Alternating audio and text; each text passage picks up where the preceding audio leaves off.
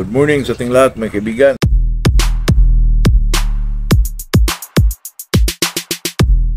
Ito na naman tayo sa ating channel na Macau CP Vlogs po. Salamat po tayo na video na maintain po natin yung maraming ano sa atin mga kaibigan. Maraming naniniwala po. Patuloy na may nag-subscribe. Sana kung kayo ay hindi pa nakapag-subscribe, subscribe naman dyan mga kaibigan. At saka ito naman sa atin ay talagang usapang magmamanok na po.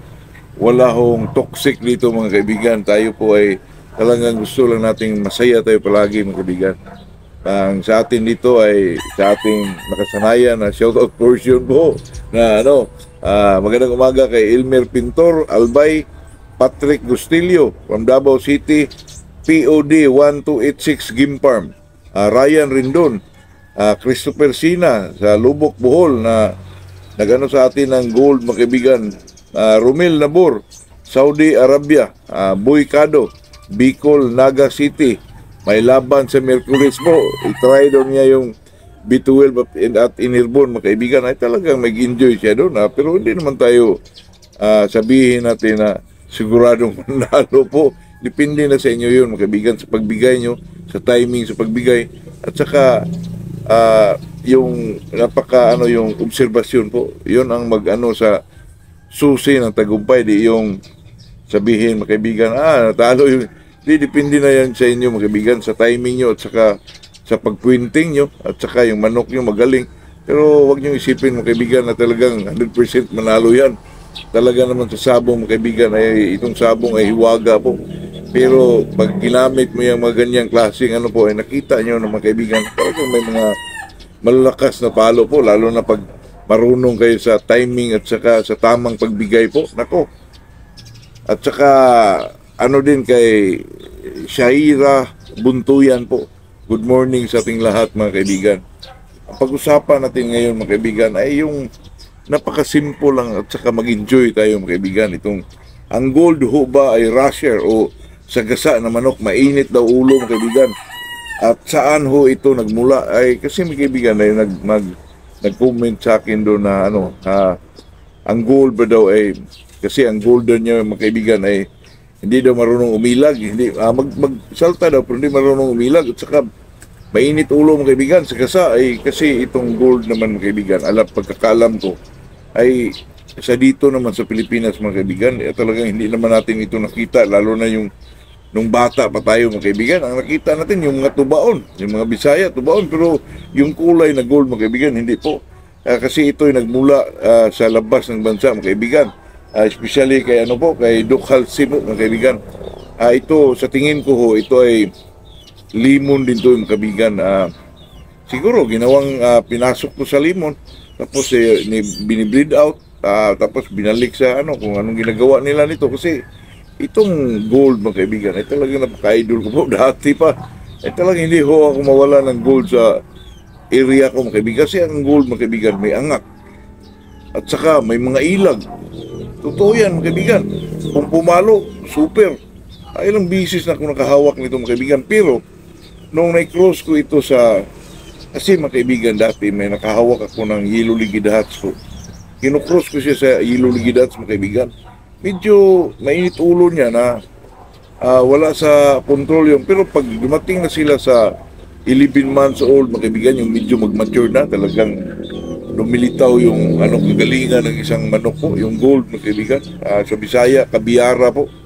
At saka itong gold mga kaibigan, ito yung nagmula sa siguro sa yung lugar ni Duke Halsey. At saka ito mga kaibigan, dumating dito sa pagkakaalam ko mga kaibigan, mga 80s mga kaibigan, 90s. Kasi doon ako nakikita ng gold. Namanghaw ako mga kaibigan, parang mais po. Yung mga gold dati na nakita ko, parang mga mais mga kaibigan, ang kulay po. At saka yung ito mga kaibigan, itong gold po, dati pa, na-cross ko ito sa mga sweater mga kaibigan, yung kay Nini Abilio, yung mga pusong din. Ang ganda ng resulta mga kaibigan, gold na may mga bandira po. At saka punkan dito mga kaibigan. At kung maglaro mga kaibigan, kasi itong sweater naman, alam naman natin itong sweater, sa dami ng palo po, di ba? O wala ng cutting minsan. Di pa natapos yung isang palo, may kasunod na naman ang mga 3 palo, di ba? Ganun naman talaga yung sweater mga kaibigan. saka magdikdik. Pero pag may cross mo ito sa gold, mga kaibigan, magkalma po. Magkalma ang isang sweater, mga kaibigan. So tingin ko, mga kaibigan, talagang limon itong gold, mga kaibigan. Hindi lang masyado, wala lang masyadong nakahawak na ito lang si, yung sa Ormoc Gold. Si Bernita Koy, na niya yung gold. Pero iba yung gold niya, mga kaibigan. Ano yun? Crosses na parang Bisaya lang, mga kaibigan, na i-cross niya sa Kilso. Siguro na i-develop niya, napasukan niya ng ibang, di katulad ng mga gold, mga kaibigan, na yung kay Duke Halsey talaga, mayroon talaga mga gold na gano'n. Yung sa akin, mga kaibigan, nakuha ko yun kay yung sa Sami City breeder din na medyo, mga kaibigan, si Alan Yaplito, ko hindi ko lang alam kung nandun pa. Siya ang nakakuha ng mga gold na ganyan, mga kaibigan eh. Kaya nakakuha din ako. At saka yung gold na galing sa insect po na galing kay Butchoy ang pangalan ng kaibigan eh. Pero magagaling siya, mga kaibigan. At saka kung pumalo, super mga palo nila po.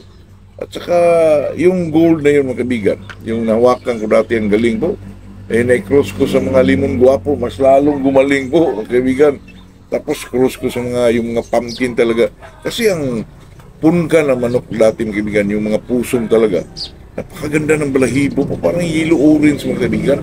At saka may cross mo siya sa gold, nako, mas lalong gumaganda po.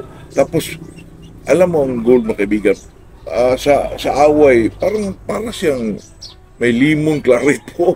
Kasi, anuhin mo ito, mga kaibigan, hindi ko lang alam. Itong gold ko ngayon, maganda rin at saka may mga palo. Pero, parang nawala yung, hindi katulad ng gold ko dati, mga kaibigan, na talagang may mga, sila, mga kaibigan, may mga side step po. Ito, umilag naman po. At saka, ang lang dito, mga kaibigan, yung sa akin ngayon, palo ng palo, parang sweater na rin, mga kaibigan.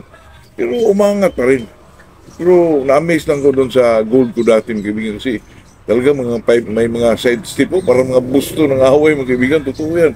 So may cross mo yun sa sweater, kumalmang sweater, mga kaibigan, ipa yung gold ko dati, mga kaibigan, yung gold ko dati, mga kaibigan, parang hintayin ka, pag magsalta, hintayin ka, tapos pataasan ka, mga kaibigan, tapos dun sa taas, paluin ka po, grabe, kung magdikdik yung mga kaibigan, super.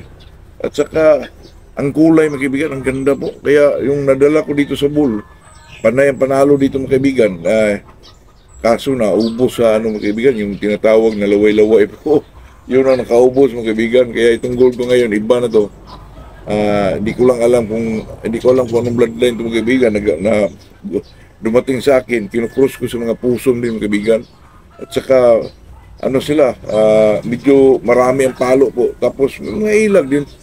Pero ang ang saltada, eksakto lang po. Hindi talaga katulad ng gold ko dati, mga kaibigan. Kaya na-enjoy din ako kasi ang kulay, maganda ang kulay, mga kaibigan. Yung tinatawag ko na parang yellow orange po, yun ang hinahanap ko sa gold, mga kaibigan. At saka lumalabas na may bandira po. Siguro sa puso, mga kaibigan.